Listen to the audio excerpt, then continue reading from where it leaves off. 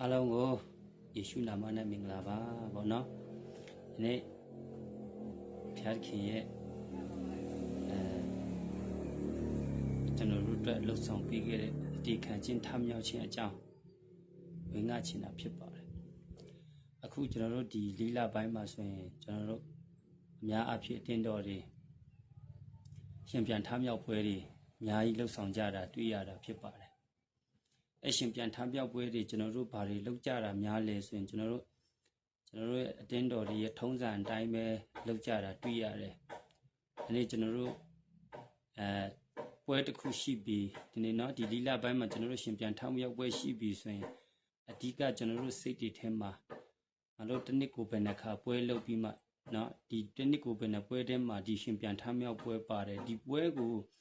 လုပ်တဲ့အခါမှာအဓိကဘာတွေကျွေးပြီးမ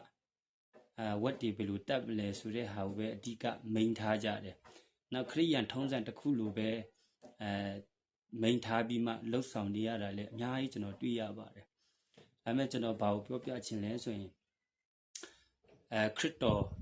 ်ရှင်ပြန်ထမြောက်ပွဲကအချင်းကြီးမဟုတ်ပါဘူးထုံးစံတစ်ခုလုပ်ဖို့မဟုတ်ပါဘူး။ခရစ်တော်ယေရှုခရစ်တော်ထမြောက်ခဲ့တာကကျွန်တော်လူသားအားလုံးအပြစ်ကနေလွတ်မြောက်ပြီးမှကျွန်တော်ကိုယ်၌လည်းယေရှုခရစ်တော်နဲ့ထမြောက်ဖို့အရန်ရည်ကြီးတယ်ကျွန်တော်နှလုံးသားထဲမှာခရစ်တော်ထမြောက်ပြီလားကျွန်တော်အထဲထဲမှာခရစ်တော်တကယ်ထမြောက်လားအဲ့ဒီခရစ်တော်တင်းနဲ့ထမြောက်တယ်ဆိုရင်ထမြောက်ခြင်းရဲ့တက်တည်တင်းအထဲမှာရှိရမယ်အပြင်ပိုင်းမှာပဲကြည်ကြည်ကျွန်တော်တင်းအတွင်းလူထဲမှာပဲကြည်ကြည်ဒီစိတ်နှလုံးသားထဲမှာကြည်ကြည်ခရစ်တော်တကယ်ထမြောက်တဲ့တက်တည်တင်းမှာယုံကြည်သူတယောက်မှာရှိကိုရှိထားရမယ်တင်းမှာထမြောက်တဲ့တက်တည်ဘာမှမရှိထားဘူးနော်ကျွန်တော်တို့ဘာမှတက်တည်ပြစရာမရှိဘူးဆိုရင်တင်ခရစ်တော်နဲ့ထားမြောက်တာကိုဟုတ်တလားလို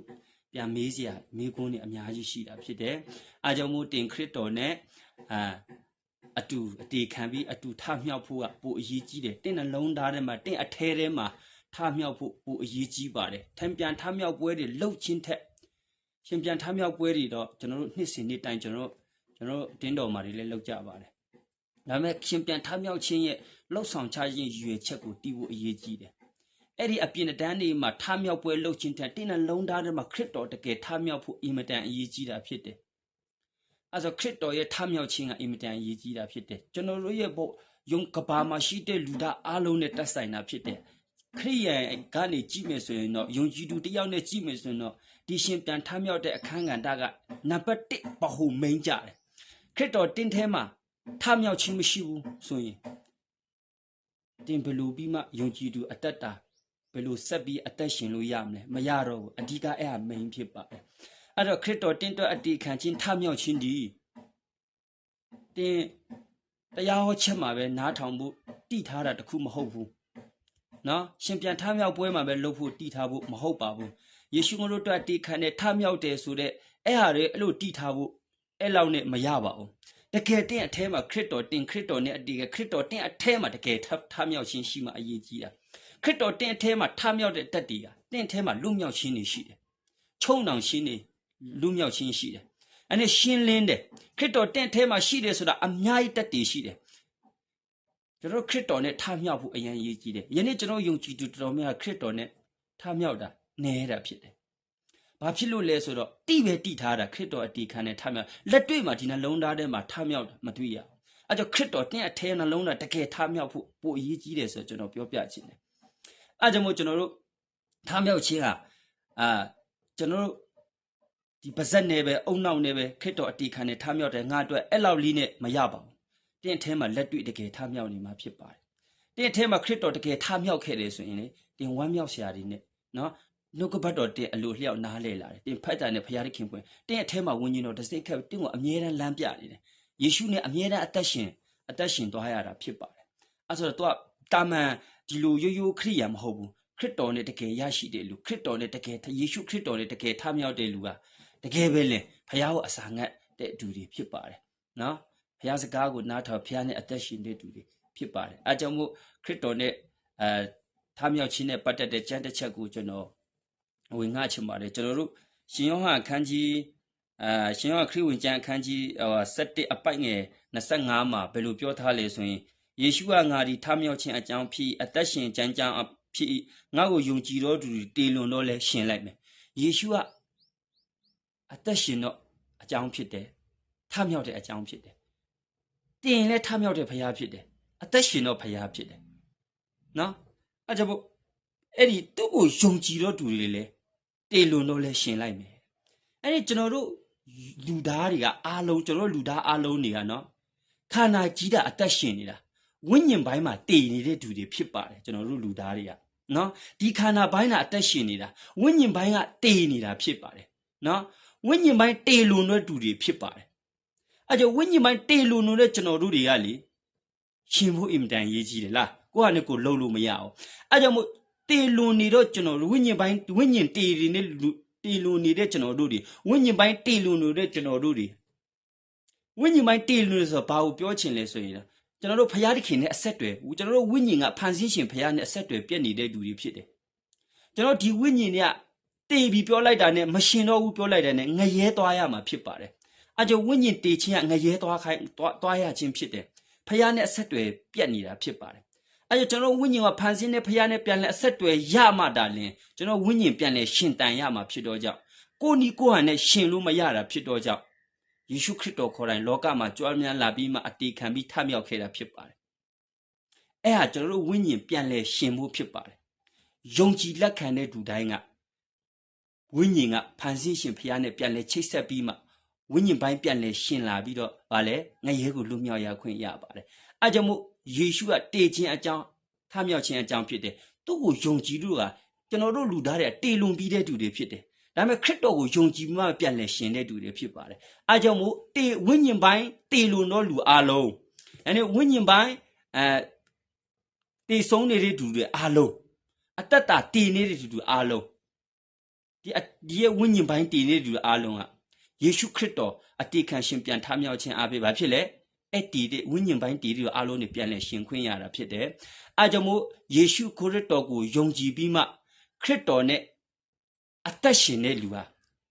ဝိညာဉ်ပိုင်းရှင်တန်ခွင့်ရမှာဖြစ်ပါတယ်ဝိညာဉ်ပြန်လဲရှင်မှာဖြစ်ပါတယ်အဲကြောင့်မို့ခရစ်တော်ပြန်လဲထမြောက်ခြင်းဒီကျွန်တော်တို့ဝိညာဉ်ပိုင်းပြန်လဲအတီခံပြီးရှင်ပြန်ထမြောက်တဲ့ဝိညာဉ်ပိုင်းပြန်လဲရှင်ဖို့ဖြစ်ပါတယ်အဲကြောင့်မို့ကျွန်တော်တို့ဝိညာဉ်ပိုင်းကိုယေရှုခရစ်တော်ထမြောက်ခြင်းအဖြစ်ပြန်လဲရှင်လာတဲ့အခါမှာဖယားသခင်နဲ့ကျွန်တော်အဆက်တွေရတယ်ငရဲကိုလည်းသွားเสียမလို့ထို့ကြောင့်အဲ့ဒီရဲ့ထမြောက်ခြင်းကိုတင်တကယ်ယုံကြည်လက်ခံတဲ့အခါမှာတင်ပါဇက်နဲ့အုံနောက်နဲ့ပဲမရပါဘူးတင်စိတ်ဝိညာဉ်ကနေတင်တကယ်ယုံကြည်ရမှာဖြစ်ပါတယ်တင်တကယ်ယုံကြည်တဲ့အခါမှာတင်အထဲမှာတကယ်ယုံကြည်တဲ့အထောက်အထားတင်နှလုံးသားထဲမှာတကယ်အသက်ရှင်ထမြောက်တဲ့အထောက်အထားတင်မှာရှိရမယ်ခရစ်တော်တင်အတွက်အတေခံပြီးထမြောက်တယ်လို့တင်ယုံကြည်ထမြောက်တဲ့တဒံတင်မှာရှိရမယ်ထမြောက်တဲ့တက်တေတင်မှာရှိရမယ်ထမြောက်ခြင်းရဲ့လွတ်မြောက်ခြင်းတွေတင်မှာရှိရမယ်ခရစ်တော်အတေခံနေဆိုတာလေခေါင်းကနေခြေထိတက်အောင်ခမည်းနဲ့ကျွန်တော်မကောင်းတာလုတ်ကနေခေါင်းအုံနောက်တွေနော်ဒီနှုတ်ရှာပါဇက်တွေဒီလက်တွေဒီနှလုံးတွေဒီခြေထောက်တွေမကောင်းတာတွေခေါင်းကနေခြေထောက်ထိမကောင်းတာတွေလှုပ်ဆောင်ခဲ့တဲ့အာရအားလုံးအတွက်ခေါင်းကနေခြေထိတက်အောင်သူစူးရည်တွေနဲ့ရိုက်တန်တွေနဲ့ရိုက်ခံပြီးမှအားလုံးအတေခံတွေးတွန်းသွားတာဖြစ်တယ်အသက်ပြီးသွားတာဖြစ်တယ်အဲကြောင့်သူ့ကိုတင်းကြိုတယ်၃ရက်မြောက်ရှင်ပြန်ထမြောက်ခဲ့တဲ့အခါမှာအဲ့ဒီရဲ့အပြစ်ရဲ့အစားကယေရှုခရစ်တော်အတေခံပြီးပြန်လဲထမြောက်လာတဲ့အခါမှာအဲ့ဒီကျွန်တော်တို့အပြစ်အတွက်အားလုံးအဲ့တကြိုတဲ့နေရာမှာပဲအဆုံးတက်တော့တာပြန်ထမြောက်တဲ့အခါမှာယေရှုနှောက်မှာအဲ့ဒီအပြစ်မပါတော့ဘူးကျွန်တော်တို့လည်းအဲ့လိုပဲခရစ်တော်နဲ့အတူတကယ်တည်တယ်ဆိုရင်ကျွန်တော်တို့ရဲ့တကယ်ခရစ်တော်နဲ့အတူတင်းကြိုရမှာဖြစ်တယ်ခရစ်တော်နဲ့အတူတကယ်ထမြောက်လာတဲ့အခါမှာသင်စီမှာဟောတုံးကအကျင့်ဆိုးအကျင့်ဟောင်းအကျင့်ပြတ်တွေလုံးဝအတစ်ဖြစ်သွားရမယ်ပြန်လေရဲ့ကောင်းသောစိတ်တဘောအတစ်တော်တဘောဖခင်စကားကိုနားထောင်ပြီးဖျားတဲ့အသက်ရှင်ပြီးသွားရအသက်ရှင်ရမှာလောကမှာအသက်ရှင်တဲ့အခါအဲ့လိုသွားရမှာဖြစ်တယ်အဲဆိုရင်ထမြောက်ခြင်းရဲ့တက်တည်တင်မှာရှိတယ်ခရစ်တော်ထမြောက်တာကိုအတစ်တော်တန်တာအသက်တာနဲ့တင်အသက်မရှင်ဘူးဆိုရင်အတစ်တော်တတ်တာနဲ့တင်မတက်ရှင်ဘူးတင်အတစ်ကစိတ်တစ်ကိုတင်းနဲ့ပြန်လဲမထမြောက်ဘူးဟောတော့ကဖခင်ကိုမယုံခင်မယုံတဲ့ပုံစံမျိုးပဲပြန်လဲကျင့်လဲမယ်ဆိုရင်ခရစ်တော်တင့်အထဲမှာထမြောက်တာမဟုတ်သေးဘူးမမှန်သေးဘူးမစစ်သေးဘူးအဲကြောင့်ခရစ်တော်တင့်အထဲမှာတကယ်ထမြောက်တဲ့တင်တော့အတစ်တော်အတ္တတာအတစ်တော်ထမြောက်တော့စိတ်တက်နဲ့စိတ်တစ်ကိုတစ်နဲ့တင်အသက်ရှင်ရမှာဖြစ်တယ်တင်ထမြောက်ရမယ်အဲဆိုခရစ်တော်တင်းထဲမှာထမြောက်တဲ့ တက်တည်ဖြစ်တယ်အဲ့ဆိုရင်တင်ကခရစ်တော်ကိုအုံနောက်နဲ့ပဲ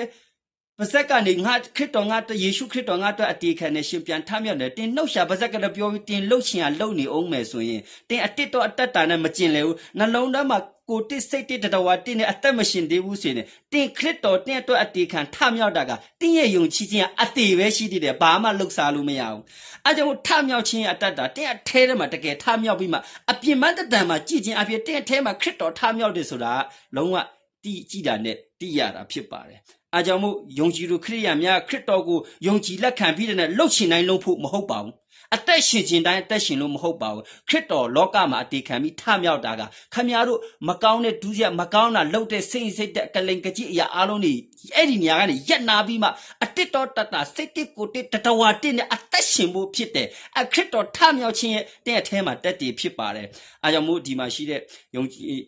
ဒီ line ကနေယုံဒီရဲ့line ကနေယုံကြည်နားထောင်နေတဲ့ညီကိုမောင်နှမအားလုံးကိုတကယ်ပင်တဲ့နှလုံးသားထဲမှာဒီအပြင်ကထမြောက်ခြင်းပွဲတွေတစ်နှစ်ကျွန်တော်တို့လှုပ်ဆောင်ကြတော့ညာလည်းပဲ